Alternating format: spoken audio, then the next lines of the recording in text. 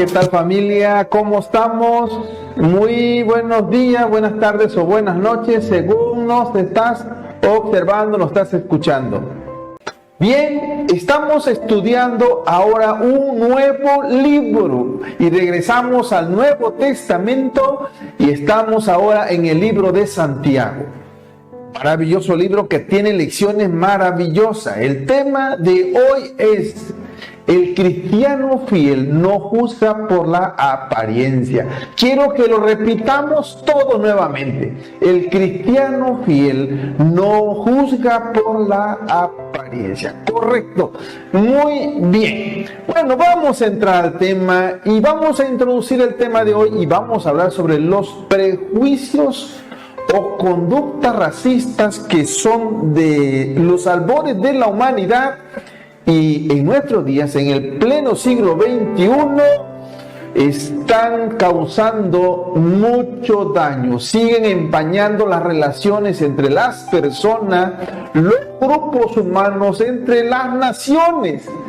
La opinión pública se conmueve siempre más y la conciencia moral no puede de ninguna manera aceptar tales prejuicios o conductas. Hoy, en nuestros días, los derechos humanos o el humanismo está al máximo de su apogeo para ir en defensa de esta forma de vida, esta forma de comportarse dentro de una sociedad tan compleja como en la que nosotros vivimos.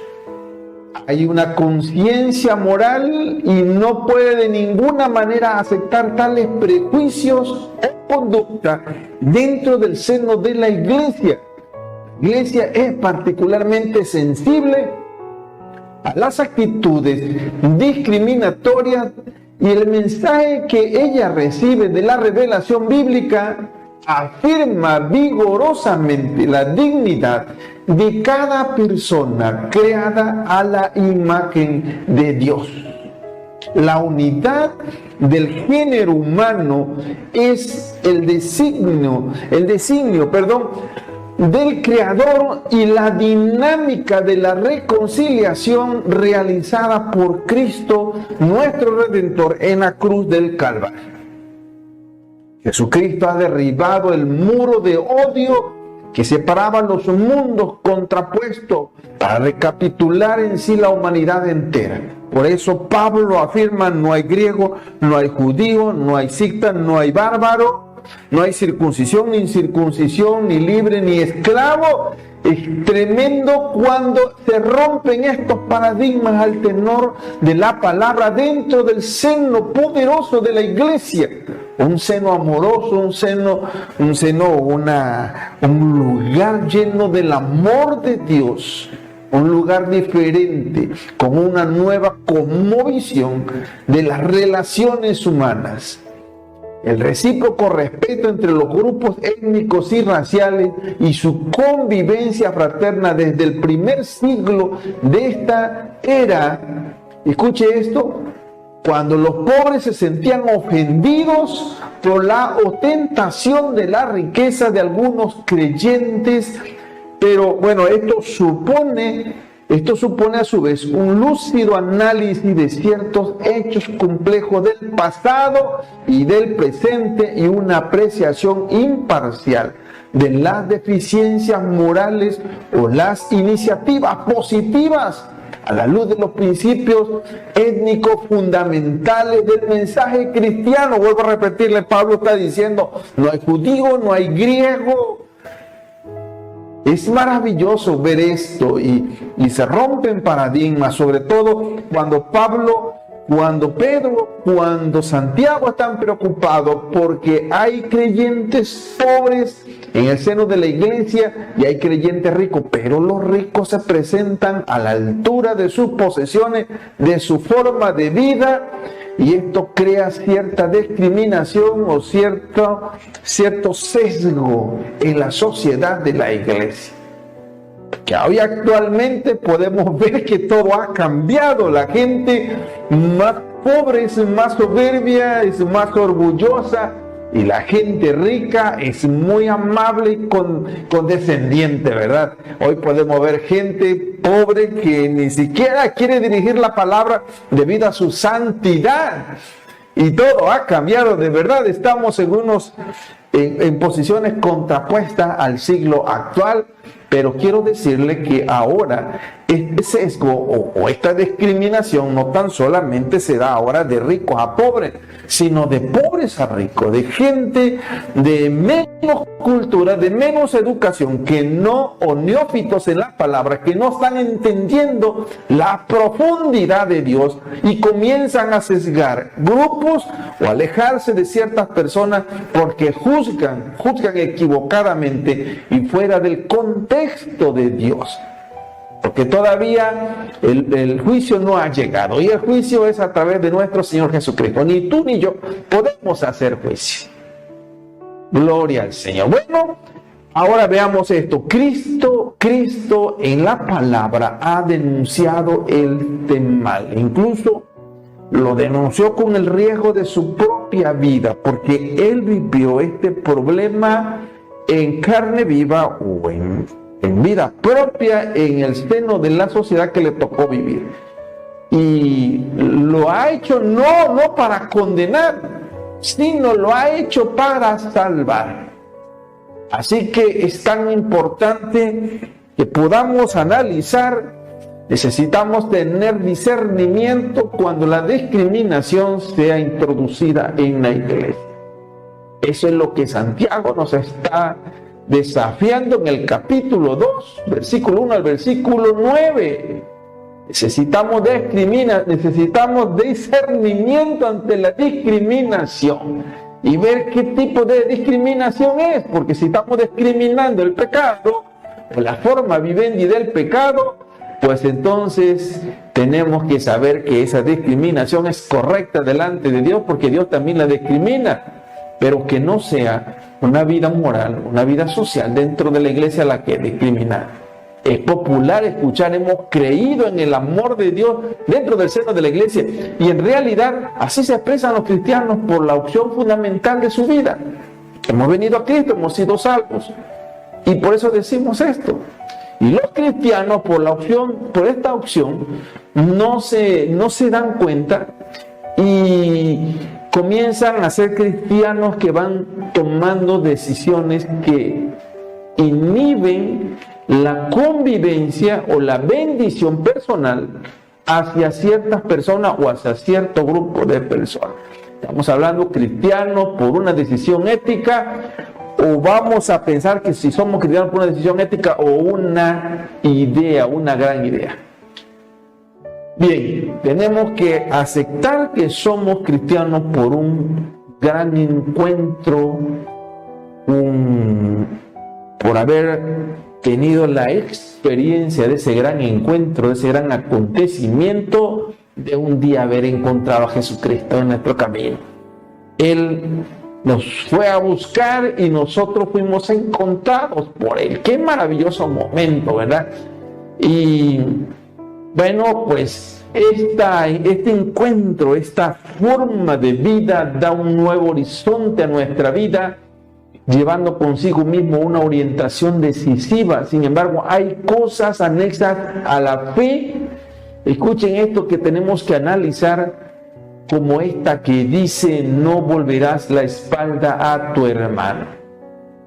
Expresión que está dentro del libro del profeta Isaías en el capítulo 58, el cual denuncia la vaciedad y la incoherencia en la práctica de uno de los pilares de la vida espiritual del pueblo de Israel, como es el ayuno. Qué tremenda palabra. El profeta está abocado a enseñar cómo debe ser un verdadero ayuno, un verdadero sacrificio que agrade a Dios, pero inserta esta palabra. Isaías 58, 7, no volverás la espalda a tu hermano. Hoy, al igual que el pueblo elegido por Dios, podemos estar cayendo en comportamiento parecido de una persistente tibieza, donde damos por aceptado todo lo que se practica, sin pasarlo por el crisol de la verdad y de la justicia.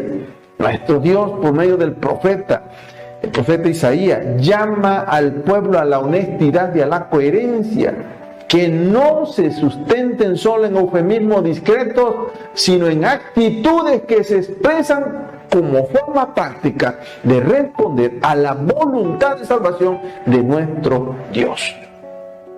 Dios siempre ha mirado con ojos de ternura a quienes, a través de un acto de amor, creó a su imagen y creó a su semejanza. Estamos hablando de nosotros los humanos. Y para quienes, en una expresión suprema de misericordia, les entregó la vida de su Hijo Jesucristo.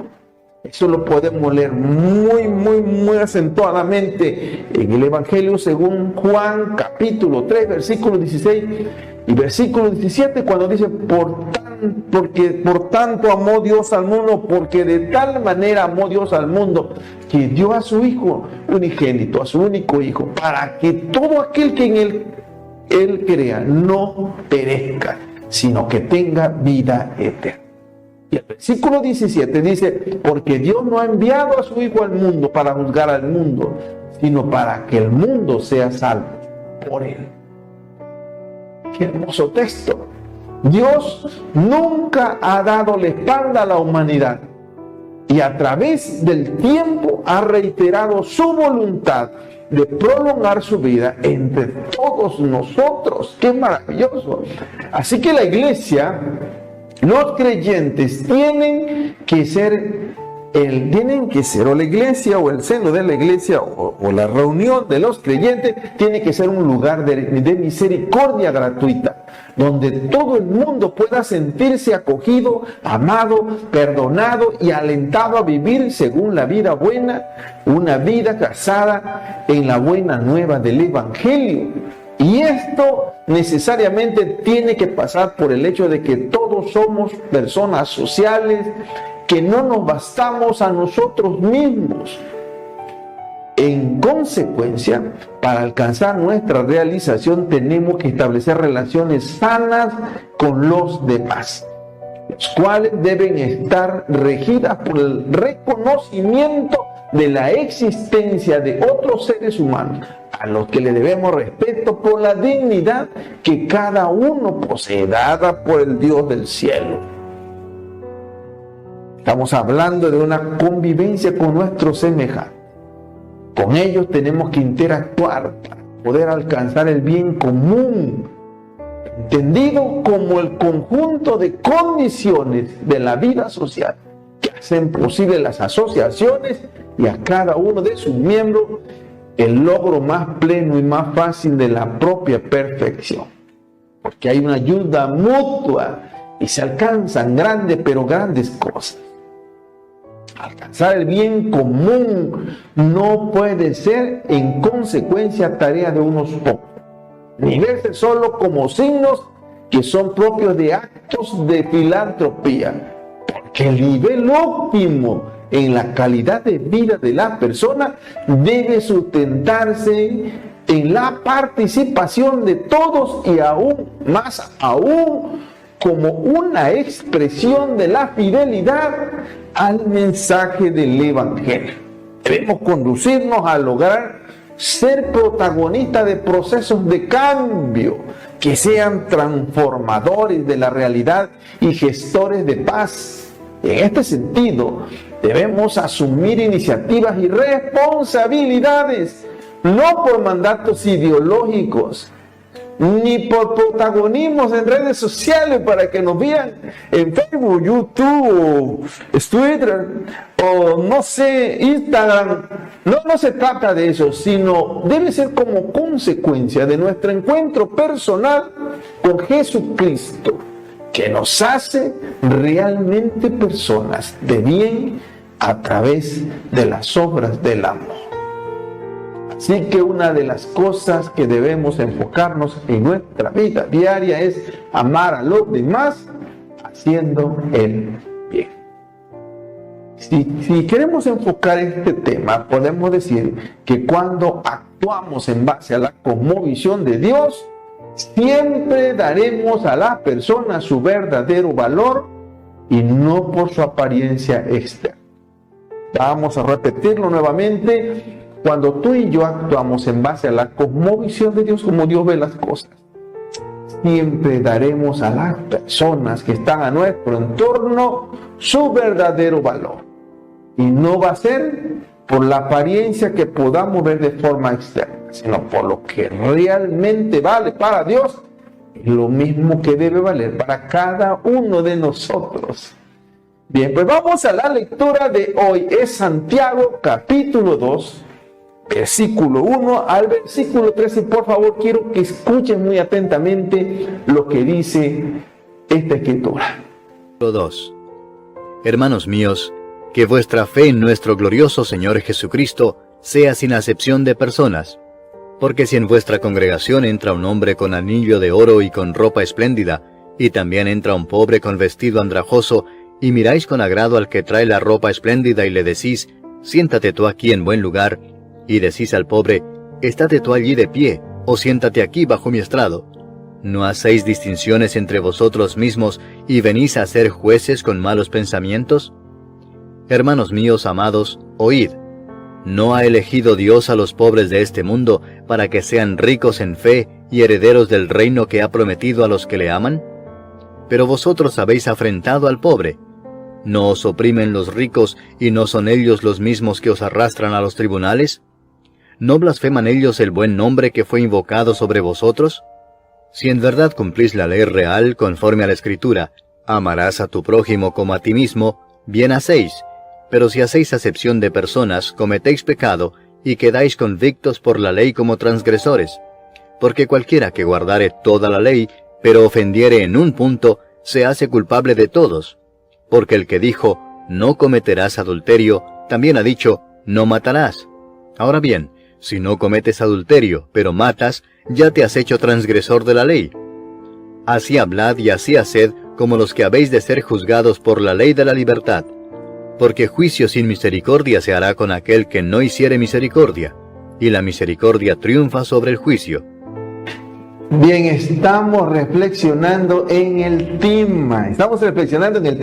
Es un pasaje maravilloso. Seguramente vamos a aprender cosas maravillosas. Bien, vamos a entrar al tema y vamos a verlo bajo 3 aserciones espirituales. Y vamos con la primera. Valorados por Dios. Como dije, perfecto, valorados por Dios. Una versión diferente de la Biblia traduce adecuadamente de la siguiente manera este pasaje bíblico. Y dice, no tengáis vuestra fe en nuestro glorioso Señor Jesucristo con una actitud de favoritismo. Observemos que Santiago era medio hermano de Jesús. Desde el punto de vista humano, era medio hermano de Jesús. Pero él lo mencionó aquí con su nombre completo. Dijo, nuestro Señor Jesucristo. Mira cómo lo está mencionando. Y lo llamó glorioso Señor Jesucristo. Aquí tenemos una afirmación firme de la deidad de Cristo. No conocemos a otra persona que tuviera una posición mejor para determinar la deidad de Cristo que el hermano más joven de nuestro Señor Jesucristo, y que por supuesto se crió al mismo tiempo que él. Francamente, Santiago estaba en una posición más aventajada para hablar de la deidad de Cristo que algunos teólogos que reflexionan por largas horas, ¿verdad? En sus cómodos despachos están haciendo análisis, sacando conclusiones, pero Santiago tenía las conclusiones más perfectas sobre nuestro Señor Jesucristo. Pues vivió con Él, se crió con Él. Algunos intelectuales que piensan sobre este tema de la deidad, bueno, están tan lejanos de la realidad. El siglo I, en realidad Santiago tenía una percepción de primera mano, primer siglo, sobre la vida y la deidad de Cristo. Así que recordemos, Santiago se crió en la casa donde Jesús se crió. Por lo tanto, estamos de acuerdo con Santiago. Él es el Señor Jesucristo, el Señor de gloria. que Santiago estaba diciéndonos aquí era que no se debía profesar fe en Cristo y al mismo tiempo ser un creído espiritual que presume de ser superior a los demás. Así que nadie es superior o inferior a los demás. Sencillamente cada persona es única y eso ya lo hace especial. Todos los creyentes somos hermanos en el cuerpo de Cristo, sea cual sea la congregación o denominación a la que pertenezcas. Debe existir un compañerismo propio de los creyentes. La amistad debería estar sobre todos como un estandarte. Santiago se estaba dirigiendo a la comunidad, a toda la comunidad total de creyentes del siglo I o del primer siglo, ricos, a los pobres, a la gente común, a los que ocupan una elevada posición, a los humildes, a los esclavos, a los libres, a los judíos, a los no judíos, a los griegos, a los bárbaros, a los hombres y mujeres. Todos ellos son uno cuando están en el cuerpo de Cristo. Hay una hermandad dentro del cuerpo de los creyentes y el Señor Jesucristo es el denominador común. La amistad y el compañerismo son la moneda corriente o como la moneda legal entre los creyentes. Santiago dijo: no tenga vuestra fe de nuestro glorioso Señor Jesucristo como una actitud de favoritismo. Si usted pertenece al Señor Jesucristo y otro individuo también pertenece al Señor Jesucristo, entonces definitivamente Él es su hermano. Así que tenga mucho cuidado con lo que dice. Hay gente que tiene comentarios totalmente negativos contra algún grupo de iglesia o de personas. Quiero decirte que si ambos van al cielo, seguramente no podrás entrar, porque ahí te encontrarás al que criticas. Además, si es un pecador y entra a su congregación, usted se debe poner en contacto con él. Recuerde que es un ser humano por quien Cristo murió en la cruz del Calvario y también derramó su sangre hasta la última gota de sangre por él. Usted no puede ser menos lo que el Señor ha lavado con su sangre. Así que lo que tienes que hacer es llevarlo a los pies de la cruz de Cristo. Así como también usted tuvo un día que hacer lo mismo, eso ahora tiene que hacer con la persona que está clasificando como pecadora y que está entrando por las puertas de la congregación donde usted está. En el Antiguo Testamento se les enseñaba a los israelitas que no evaluaran a las personas como ricos o como pobres. Dios en el sistema mosaico advirtió esto en Levíticos capítulo 19, versículo 15, dice: no cometerás injusticia en los juicios, ni favoreciendo al pobre, ni complaciendo al grande. Con justicia juzgarás a tu prójimo. ¡Qué palabra! Simón Pedro aprendió esta gran lección en Jope, cuando Dios hizo descender del cielo un lienzo, un gran lienzo lleno de animales impuros, y le mandó que comiera de ellos. Y entonces dijo Pedro: Señor, nunca ha pasado por mí cosa impura. Y el Señor le responde: no llames impuro lo que yo he lavado, lo que yo he purificado. Lo diríamos actualmente: no llames impuro lo que Dios ha lavado con su sangre, lo que Dios ha perdonado a precio de sangre. De esa experiencia, Pedro llegó a la siguiente conclusión: comprendo que Dios no hace acepción de personas, o sea, que no hace favoritismo entre ellas, como podemos leer en Hechos 10:34. Aquí se menciona, léale usted, abra su Biblia, Hechos 10:34. Así que aquí se mencionó un hombre con anillo. Estamos hablando en la segunda, en Santiago, en la carta de Santiago, donde se menciona un hombre que usa un anillo de oro sino, bueno, yo creo que no está mencionando, como lo dicen muchos exégetas estudiosos en la materia, en este tema. Ellos opinan, la mayor parte de ellos opinan que la censura que se menciona aquí en la Biblia, o el ejemplo que se hace aquí en la Biblia, no es realmente porque traiga un anillo de oro. Muchos opinan que esta descripción no implicaba que ese hombre usara un solo anillo, sino más bien que tenían sus dedos llenos de anillos de oro. Eso es lo que muchos opinan, la mayor parte de los exégetas dicen eso, que llevaban muchos anillos en sus dedos de oro y que eran una evidencia de su riqueza. Se añade el detalle también para que veamos que realmente sí tiene razón estos exégetas, porque añade esto, con ropa espléndida, que significaba ropa muy buena, muy fina, y ese individuo estaba haciendo tentación y su ropa destacaba el contraste con la ropa del pobre. Tenemos que admitir que muchos que profesan ser creyentes o cristianos en la actualidad asisten los domingos a la iglesia como quien va a un acto social. Es una realidad actual. Y su motivación principal es que les vean y verse con otras personas con quienes se llevan bien, y de esa manera desean continuar formando parte de ese círculo social que resalta. Y el punto de contacto principal del grupo se encuentra en la reunión habitual de la iglesia. Las personas que participan de esa manera de la alabanza reciben la palabra de Dios y esperan un servicio religioso entretenido, donde la palabra no los inquiete, sino se sientan satisfechos que lo que están haciendo está bien. Pero en realidad, a veces muchas actitudes se hacen con el fin de ostentar, y en realidad se lastiman. Muchas personas en su pobreza se lastiman.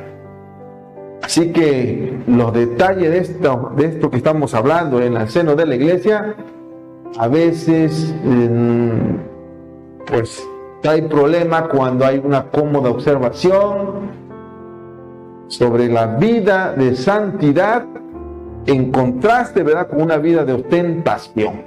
No estamos hablando de aquel que viste bien o que tiene que vestir como un hijo de Dios, sino estamos hablando de la ostentación, como si fueran meros observadores de la marcha de la iglesia y de las vidas de los demás.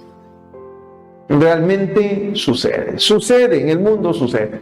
Vamos con la aserción 2, destruyendo paradigmas sociales nocivos. Como dije, perfecto, destruyendo paradigmas sociales nocivos. En el pasado y en algunas de las etapas de la historia de la iglesia, los creyentes de pocos recursos fueron vistos con desprecios, fueron ignorados, fueron tratados con la cortesía mínima requerida por la educación. Sin embargo, muchas de esas personas han sido las más ricas dentro del seno de la iglesia. Quizás usted haya oído algo de lo mucho que se dice en la palabra de Dios en cuanto a los pobres. Dios ha señalado claramente desde el libro del Génesis hasta el Apocalipsis que Él tiene interés en los pobres y le ha tratado con gran consideración, no importa a qué ciudad o a qué región del mundo nos refiramos. Es evidente que las personas de menos recursos o que han traspasado el umbral de la pobreza no suelen recibir un trato justo o considerado muchas veces. Mientras las personas sigan siendo seres humanos naturales, que no hayan nacido espiritualmente de nuevo, los pobres ocuparán en este mundo un lugar inferior en varios aspectos de la vida social. De esta manera, la única esperanza para ellos seguirá siendo nuestro Señor Jesucristo. Y si vemos el gráfico que tenemos aquí actualmente, donde lanza una pregunta al aire, ¿y dónde está la diferencia?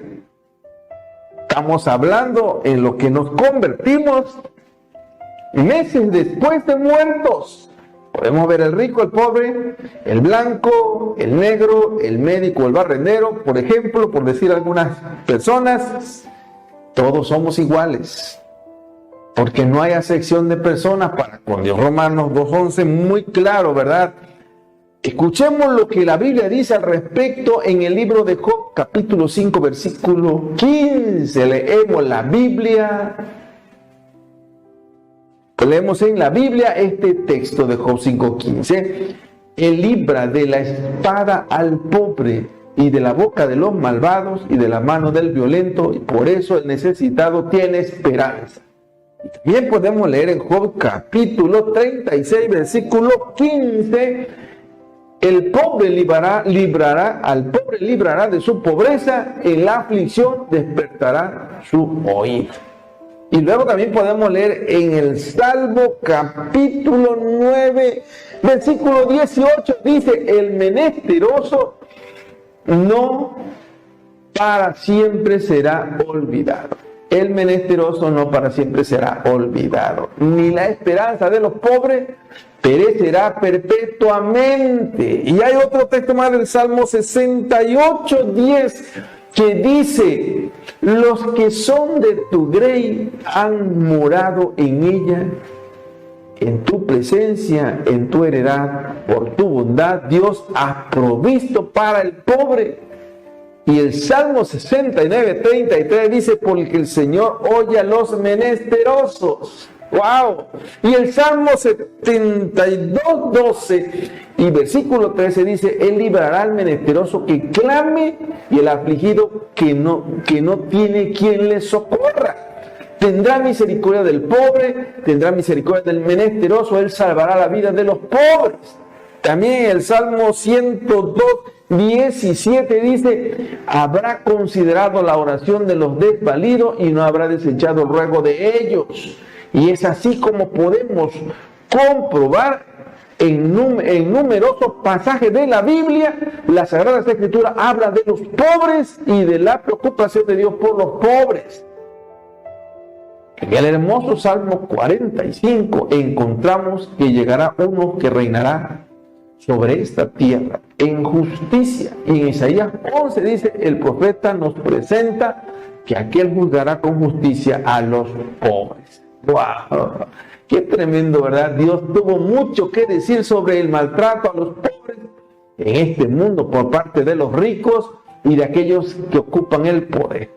Algún día ellos tendrán que responder ante Dios por las injusticias que hayan cometido. Pero los pobres pueden ser ricos en los bienes espirituales, disfrutar de la solidaridad de los hermanos en la fe y por encima de todo, confiar en la provisión de Dios, porque Dios tiene cuidado de sus necesidades. Ahora, en el versículo 6 de este capítulo de Santiago, nos está diciendo: pero vosotros habéis afrentado al pobre, no oprimen los ricos y no son ellos los mismos que os arrastran a los tribunales. Aquí, en este texto de este pasaje de hoy, nos revelan algunas de las injusticias sociales de aquellos tiempos, del primer siglo. Cuando los pobres no podían hacer frente a las devoluciones de los préstamos, eran llevados ante los tribunales de justicia. Aún en los primeros tiempos de la predicación del Evangelio y del crecimiento inicial de la iglesia, el pecado humano se encontraba en plena actividad, mostrando las peores facetas de la ambición y la codicia practicada en los sectores más débiles y más vulnerables de la sociedad. Aún en nuestro tiempo, en algunas sociedades, las personas que poseen grandes fortunas tienen mucha más posibilidad de eludir la acción de la justicia que las personas de pocos recursos económicos. Podemos ver en el versículo 7 de Santiago, en el capítulo 2 del día de hoy, donde dice: ¿no blasfeman ellos el buen nombre que fue invocado sobre vosotros? Miren, y aquí se dejó muy claro que cuando alguien maltrataba a los necesitados, estaba blasfemando el nombre de Cristo. Versículo 8, podemos leer esto: si en verdad cumplís la ley suprema conforme a la Escritura, amarás a tu prójimo como a ti mismo y de esta manera harás el bien. ¡Wow! ¡Qué tremenda palabra! Y el apóstol les estaba diciendo que si alguien quería agradar a Dios, obedecerle y cumplir con su responsabilidad, estaba claro lo que tenía que hacer. Y entonces expuso aquella ley suprema de la Escritura: amarás a tu prójimo como a ti mismo. Este era el resumen de toda la ley de Moisés, que tenía que ver con las relaciones humanas. Vamos a la sección 3 y dice: un gran peso de justicia. Como dije, perfecto, un gran peso de justicia. Por eso, si ellos mostraban favoritismo entre las personas, debían recordar que la ley condenaba cualquier discriminación entre ricos y pobres.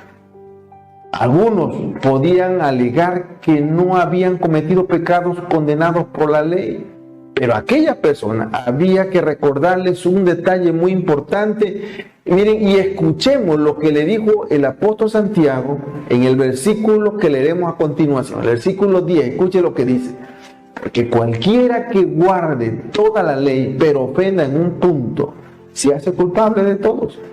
Aquí Santiago no quiso decir que si uno había quebrantado un mandamiento, los había quebrantado todos, que esa es la interpretación común que hay.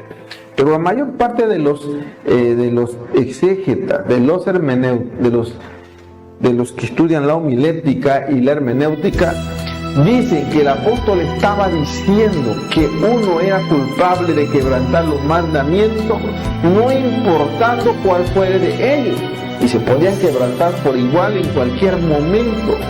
Por ejemplo, les voy a poner un ejemplo. Un hombre podía estar en la cárcel como un asesino, mirar hacia el otro lado del pasillo y decirle a su compañero de la prisión: bueno, yo soy un ladrón, nunca he quebrantado esa ley, aunque así fuera, porque le dije: tú eres asesino, yo no he quebrantado la ley, porque no soy asesino. De todas maneras estaba preso, y si no era ladrón, era un asesino, y si no era un asesino, en sentido contrario, era un ladrón. Y no es necesario ir a la cárcel para encontrar estas actitudes y poder evaluar qué eres o qué no eres. Podemos encontrar individuos en la sociedad, en la vida normal, que miran con desprecio a otras personas porque creen no haber cometido sus faltas graves e injusticias como ellos. No olvidemos que todos nosotros estamos ante Dios como personas que de alguna manera o de alguna otra manera han quebrantado la ley. Aquí vemos que la ley de la libertad es la ley de Cristo. El Señor Jesucristo dijo en Juan capítulo 14, versículo 15, dijo: si me amáis, guardad mis mandamientos. Y preguntamos, la pregunta al aire sería: ¿y cuál fue el mandamiento? Entonces lo podemos leer en Juan capítulo 15, versículo 2. Jesús dice: este es mi mandamiento, que os améis unos a otros como yo he amado. Wow. Escuche, esto es tan interesante. O sea, aquí no está diciendo el Señor: ama a tu prójimo como a ti mismo, porque si eres egoísta, amarás a tu prójimo como tú te amas, ¿verdad? Sí. Entonces, no es así. Aquí le está cambiando, lo está haciendo un poco más complicado. Está diciendo que os améis unos a otros como yo los he amado, no como a ti mismo, sino como yo los he amado. ¡Qué tremenda palabra! Y ahora, en el versículo 13, podemos leer, estamos hablando de Santiago: porque juicio sin misericordia se hará con aquel que no haga misericordia, y la misericordia triunfa sobre el juicio. Wow, así que miren, mejor que se amen los unos a los otros como yo los he amado. Definitivamente, qué tremenda palabra. No considerarnos superiores a otros y mirarlos con desprecio. Esto constituye una actitud pecaminosa. No importa quiénes sean estas personas, ante Dios ellas se encuentran en el mismo nivel que cada uno de nosotros. Todos somos pecadores y necesitamos acudir al pie de la cruz para aceptar al Señor Jesucristo como Salvador personal. Debemos entender bien sobre la misericordia y el juicio. La misericordia cancela el juicio, o sea, la condenación, y el juicio demanda castigo. La misericordia proporciona el perdón y así el culpable queda sin culpa, y es cuando Dios le perdona. La falta de misericordia en los humanos cierra la puerta de la misericordia cuando más la vas a necesitar. Así que, conclusión, con el amor al prójimo el pobre es rico, y sin el amor al prójimo el rico es pobre. Bien, si queremos ordenar las ideas, podemos decir que Dios no elige a las personas según su apariencia. Cuando nosotros actuamos así, obstruimos su obra.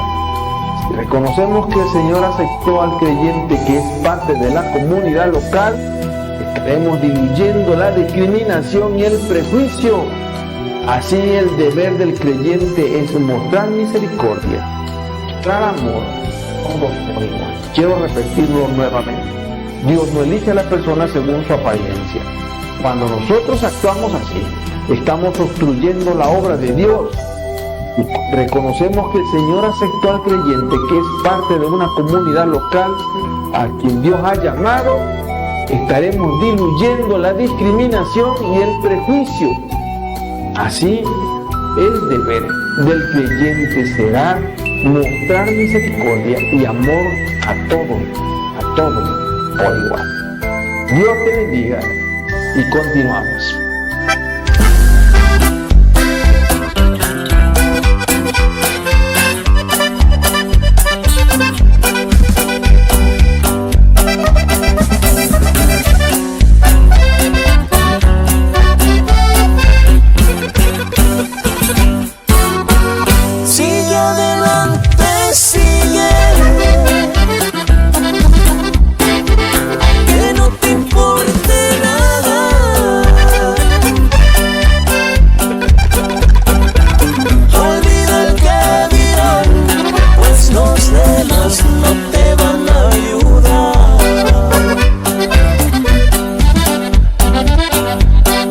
Veces yo estoy afligido esperando palabras de aliento,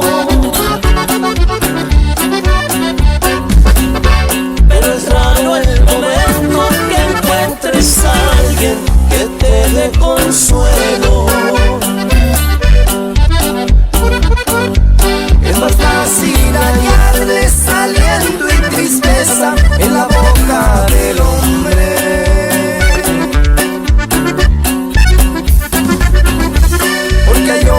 Que cuyas palabras son como golpes de espada. Sigue adelante, sigue, que no te importe nada.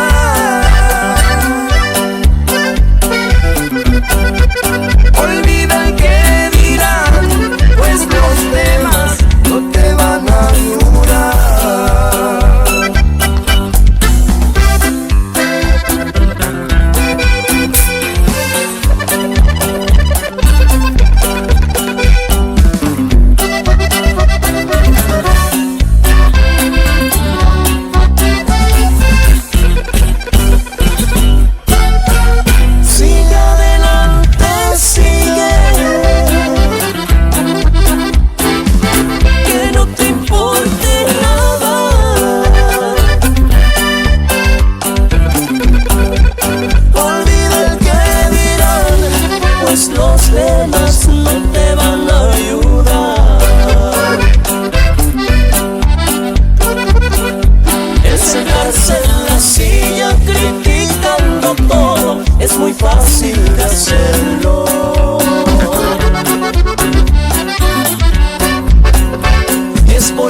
Que hay muchos que hablan bonito, pero nunca hacen